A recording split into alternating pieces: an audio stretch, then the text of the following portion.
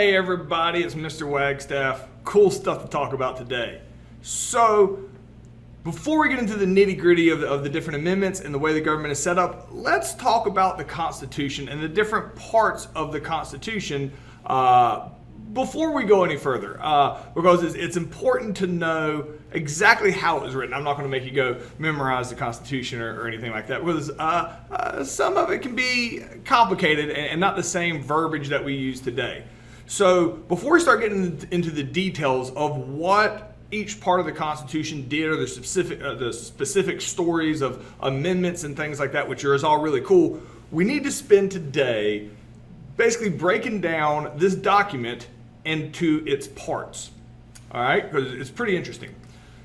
There are 7 articles of the Constitution. You can view these kind of like chapters. All right, there's 7 parts to the Constitution of the United States. And real quickly today, we're going to hit on all 7 of them today, and then we got to go into detail on especially the first 3. So they're called articles, like Article 1, 2, 3, 4, 5, 6, and 7.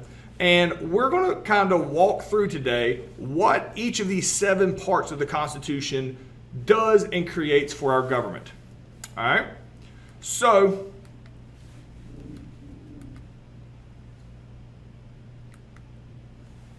Article 1 of the Constitution creates the legislative branch. Now, it creates a bicameral legislature, creates laws, has the House of Representatives and the Senate.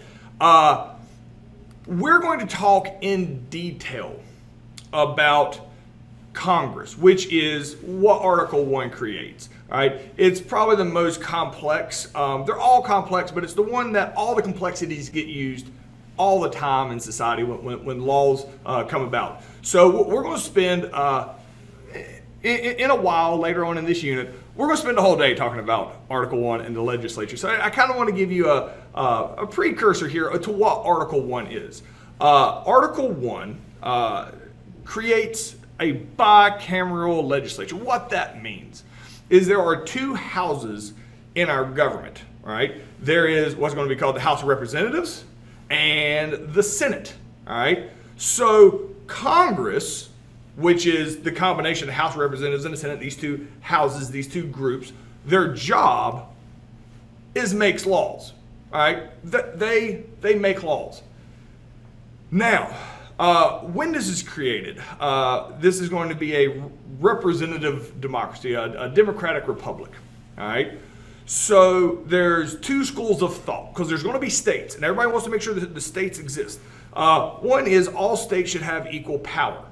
All right. And then other people thought that the states with a bigger population should have more power than the smaller states.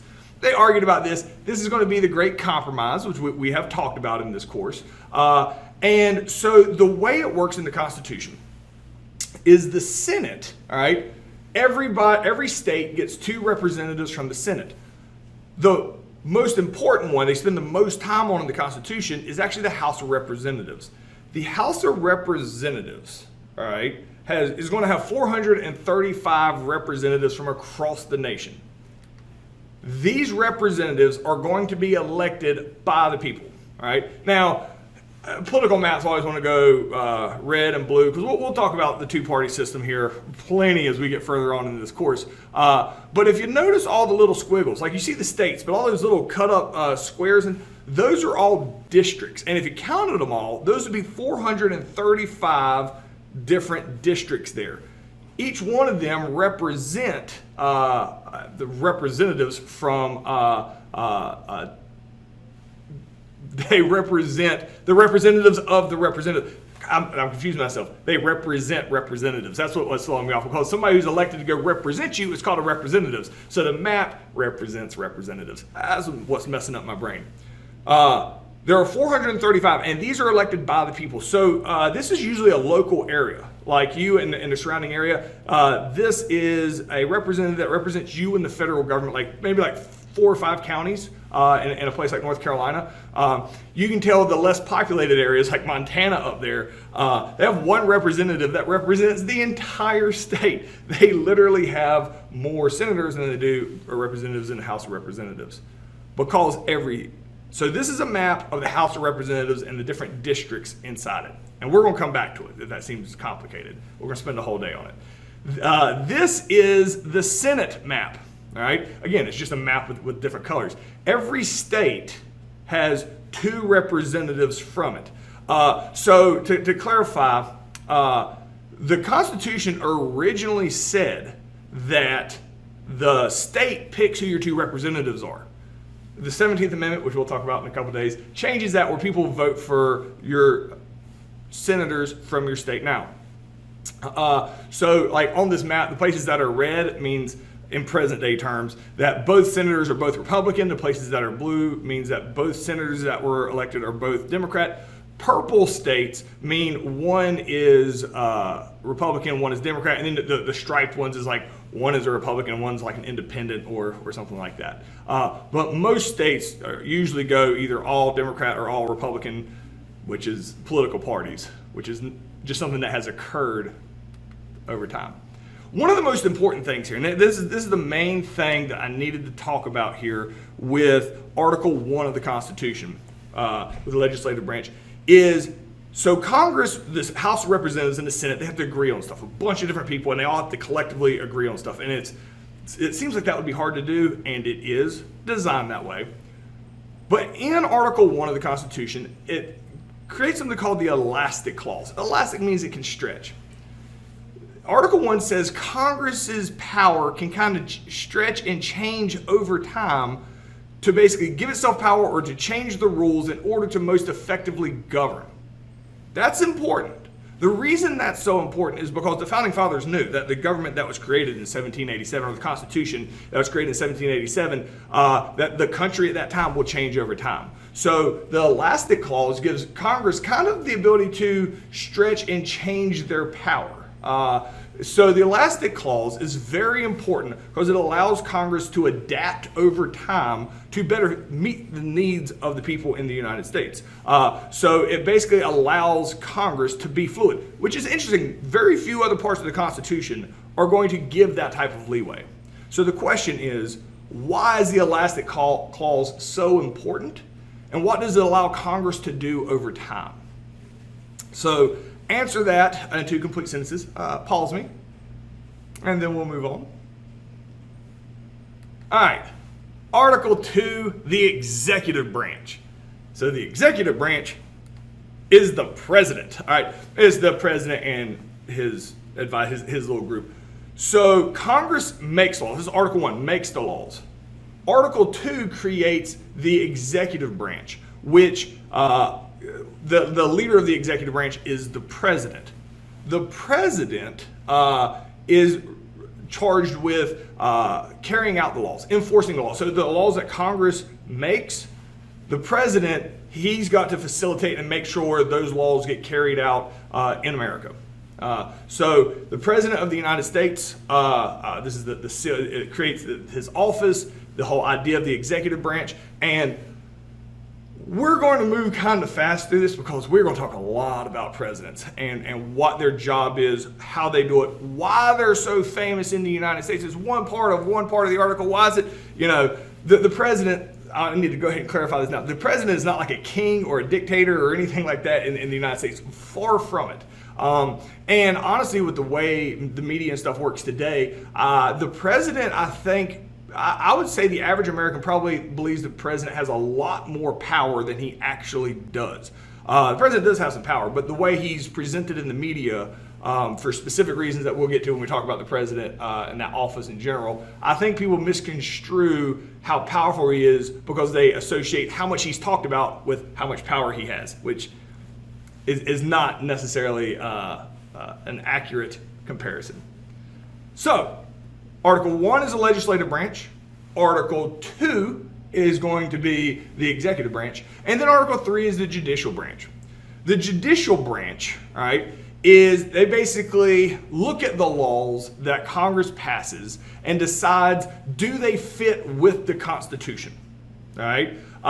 So Congress could pass the law, the president's enforcing it, and then the judicial branch, the court system, can be like, hold on now. Like, say they passed a law saying guns are illegal. The Second Amendment, which we will talk about, Second Amendment guarantees everybody, has a right to bear arms, and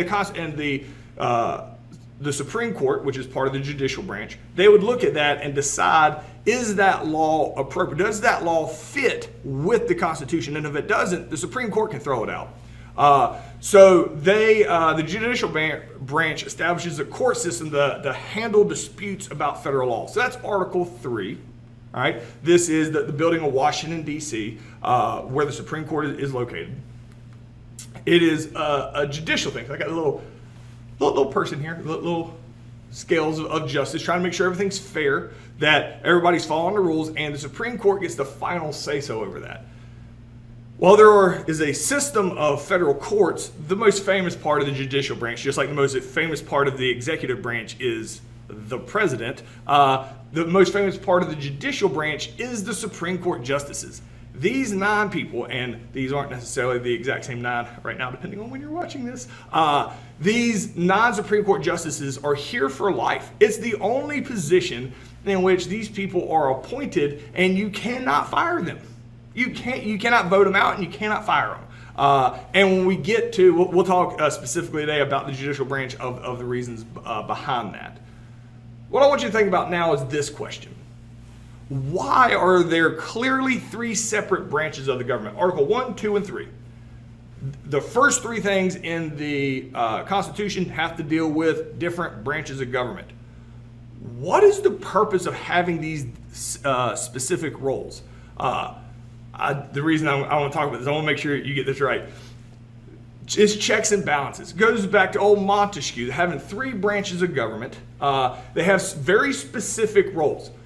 Article 1, 2, and 3, the legislative branch, judicial branch, and the executive branch, not necessarily in that order, those 3 make up pretty much the power of the government. They have to keep checks and balances on each other. They're not really supposed to be connected. They're not supposed to have a lot of overlap anywhere. They're supposed to work together, but they're not supposed to have overlap, so they're like standalone parts of the government so they can keep an eye on the other ones. So very important that they had 3 branches of government so that it helps prevent corruption from happening, because everybody can kind of keep an eye on each other. That's why they are very separate. They're not supposed to get in cahoots with each other. So that leads us to Article 4, not Article IV. They're Roman numerals. It's just how to use it. The Article 4, the states. This is interesting. It says that the United States shall guarantee to every state in this union, meaning in the United States, guarantee each state gets to have a Republican form of government. Now, before we move further in civics, when we say Republican form of government, we're talking about a republic, not the political party. The political party, the Republicans, just named themselves after the concept in the Constitution called, the Republican concept, where you have representatives that represent you through a democracy. And that the government shall protect each of them against invasions and on application of the legislature or the executive when the legislature cannot be convened against domestic violence, meaning other states attacking. So it's all about the states and guaranteeing that each state has its own government, its own republic form of government. Now, why is that important? Because people don't really trust the big government. That was the whole argument here at the Constitutional Convention. So yeah, they spent a lot of time on Article 1, 2, and 3, but Article 4 guarantees that the state governments, all right, which is smaller, so people have more control over their state governments because it's smaller. The state governments, you're guaranteed that you can still have a republic state government. The federal government cannot come out and say, you can't have a state government. You absolutely are entitled to a state government. Every state is allowed to keep their existing government. And so that's a big part about this, that you have, multiple governments working at the same time. So the question here is, why do you think the founders wanted to make sure that the states also had their own republic form of government? As we talked about, people don't trust big government. King George, we just fought a whole war with England. People don't really trust the federal government and big government, so they wanted to make sure that they had a smaller government that they could rely on, that they had control of. All right, so answer this in 2 complete sentences. Pause me, and we're going to move on. All right, Article 5. How to amend the Constitution. So, what I think is neat. So the Founding Fathers knew, as great as they thought this was the most fantastic thing they'd ever made before, they realized it's probably going to need some changes at some point. There's probably something we haven't thought of. And so they give a whole process on what has to happen in order for an amendment to be added to the Constitution. Basically a change, all right? You can never take something away from the Constitution. It's always there. But you can add stuff to it and clarify stuff. So they made an entire Article 5. Here's the process for making changes to the Constitution. And it's not supposed to be easy. It's supposed to be complicated and make sure everybody's on the same page. So we're going to start talking about, in massive detail, all of these amendments that are going to start coming out in the next couple of days, which all have really cool stories with them. So this is how it's supposed to work under Article 5. And so 2/3 vote by both chambers of Congress, which means the vast majority, like 70% of people on both sides absolutely think this should happen. They propose it. Then, so not only does the federal government say this needs to be a change to the Constitution, then the states have to get involved with it, all right? Basically 75% of the states have to agree. So basically the federal government and all the state governments have been like, absolutely. If the state governments and the federal government all overwhelmingly agree to this rule change, it's probably a pretty good rule change that needs to happen. But in order to change the Constitution, the federal government and all the state governments more or less have to agree together.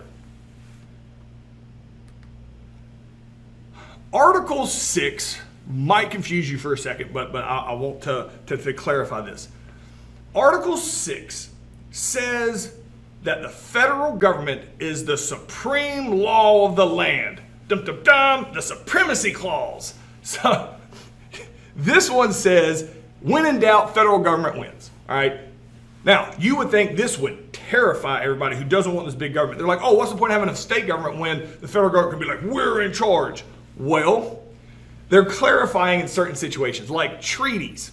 Only the federal government gets to do treaties. They have the supreme rule in that aspect. And it names the specific situations where you can't question the federal government.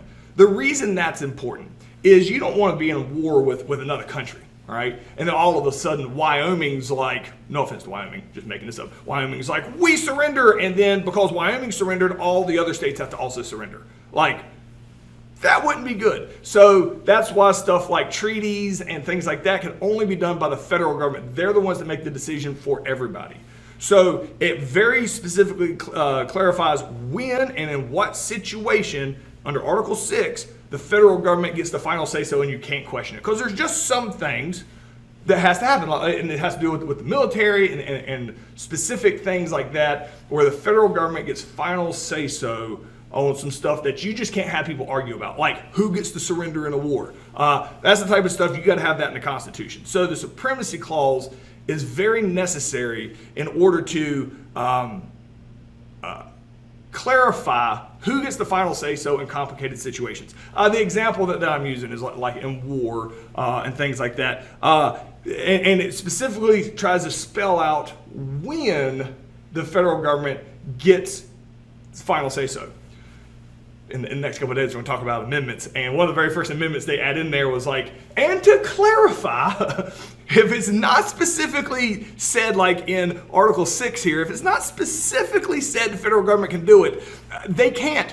All right. So unless it clearly says the federal government has this right, the states have the right. So it was a little vague. Even almost initially, they had to go make some changes. But we'll talk about those in detail in the next few days.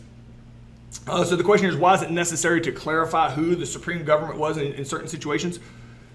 For, to not confuse everybody, to not mess things up, to have a leader. When you need a leader, when you need a leader of all the states, more or less, the federal government is the leader. I guess that's the best way of saying it.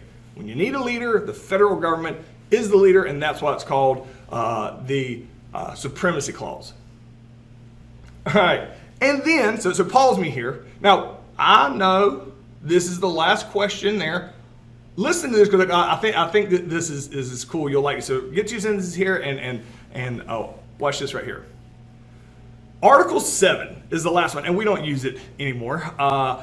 So that's why it's I don't have a question with it. Article 7 basically gave rules to the rest of the Constitution on what had to happen in order for the Constitution to get accepted. I've always thought it was interesting how they have a rule to bring in new rules to replace the Articles of Confederation.